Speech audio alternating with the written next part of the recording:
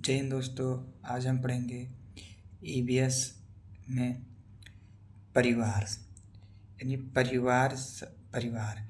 परिवार शब्द फैमिली का अंग्रेजी रूपांतरण है। परिवार शब्द यानी फैमिली शब्द लैटिन शब्द से बना है, यानी लैटिन भाषा के फैमुलस से बना है, जिसका अर्थ होता है नौकर यानी सर्वेंट। ये लैटिन परिवार शब्द लैटिन भाषा के फैमुलस से बना है, जिसका अर्थ होता है नौकर यानी कि सर्वेंट। यानी अर्थ चाहे संकुचित हो या व्यापक में, संकुचित रूप में भी पूछा जाएगा तो नौकर होता है, और व्यापक रूप में पूछा जाएगा तो नौकर होता है।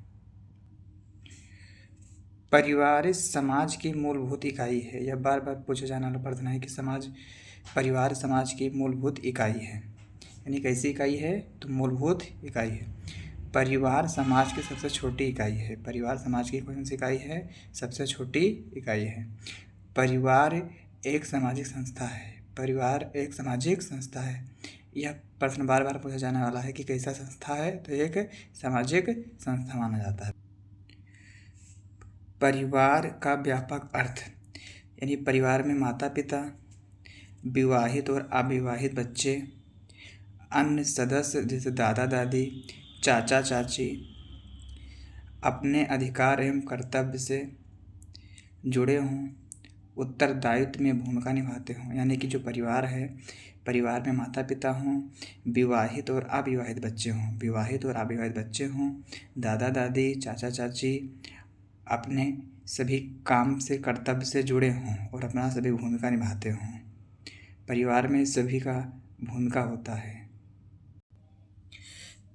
मनोवैज्ञानिक अगस्त काम्टे के अनुसार परिवार समाज की इकाई है। परिवार समाज की एक इकाई है। अगस्त काम्टे जी मानते हैं कि परिवार समाज की एक इकाई होती है। इसी प्रकार प्लेटो जी भी परिवार बच्चों की प्रथम पाठशाला होती है। यानी प्लेटो जी का कहना है कि जो परिवार होता है बच्चों का प्रथम पाठशाला होता है। प्रथम पाठशाला जो होता है वह परिवार ही होता है, क्योंकि बच्चा प्रथम बार शिक्षा माँ से ही, परिवार से ही ग्रहण करता है। यानी मैकाइवर के अनुसार परिवार की महत्ता इतनी महत्वपूर्ण है कि व्यक्ति परिवार के लिए जीवन पर्यंत परिश्रम करता रहता है। बच्चों का प्राथमिक शिक्षक माता होती है। बच्चों का जो प्राथमिक शिक्षक होती है वह माता होती है। जॉर्ज पी मॉरडॉक के अनुसार कहना है कि उन्होंने 250 परिवारों का अध्ययन किया, और उनका कथन है कि परिवार सार्वभौमिक होता है। जो परिवार होता है सार्वभौमिक होता है। इन्होंने 250 परिवारों का अध्ययन किया, तब इन्होंने बताया कि परिवार एक सार्वभौमिक होता है। आइए इसी प्रकार हम पढ़ते हैं कि परिवार के प्रकार। परिवार के दो प्रकार होते हैं, एकल परिवार एवं संयुक्त परिवार। एकल परिवार का अन्य नाम है केंद्रीय परिवार एवं नाभिकीय परिवार। केंद्रीय परिवार और नाभिकीय परिवार भी एकल परिवार के उपनाम हैं, यानी एकल परिवार। अब हम पढ़ते हैं एकल परिवार क्या है। एकल परिवार यानी माता पिता एवं अविवाहित बच्चे साथ रहते हैं, यानी जिसमें बच्चों की शादी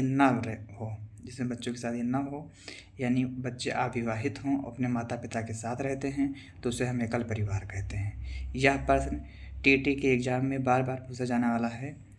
इसको आप सभी लोग ध्यान रखिएगा, अच्छे से पढ़िएगा।